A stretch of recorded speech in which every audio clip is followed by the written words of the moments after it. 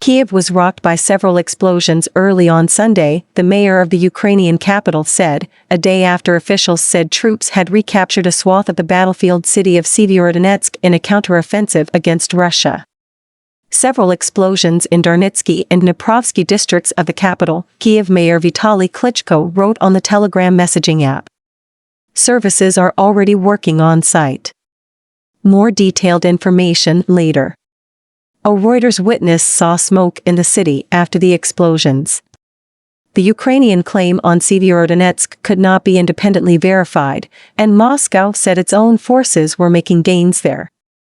But it was the first time Kyiv has claimed to have launched a big counterattack in the small industrial city after days of yielding ground.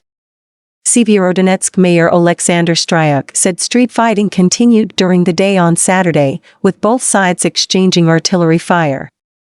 The situation is tense, complicated, he told national television, saying there was a shortage of food, fuel, and medicine. Our military is doing everything it can to drive the enemy out of the city. Russia has concentrated its forces on Sievierodonetsk in recent weeks for one of the biggest ground battles of the war, with Moscow appearing to bet its campaign on capturing one of two eastern provinces it claims on behalf of separatist proxies. Both sides claim to have inflicted huge casualties in the fighting, a battle that military experts say could determine which side has the momentum for a prolonged war of attrition in the coming months.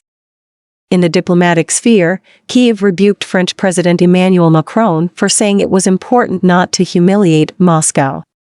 We must not humiliate Russia so that the day when the fighting stops we can build an exit ramp through diplomatic means, Macron told regional newspapers in an interview published on Saturday, adding he was convinced that it is France's role to be a mediating power. Ukrainian Foreign Minister Dmytro Kuleba tweeted in response, calls to avoid the humiliation of Russia can only humiliate France and every other country that would call for it. Because it is Russia that humiliates itself. We all better focus on how to put Russia in its place. This will bring peace and save lives. Ukrainian President Volodymyr Zelensky offered a stark message: the terrible consequences of this war can be stopped at any moment, if one person in Moscow simply gives the order, he said, in an apparent reference to Russian President Vladimir Putin. And the fact that there is still no such order is obviously a humiliation for the whole world.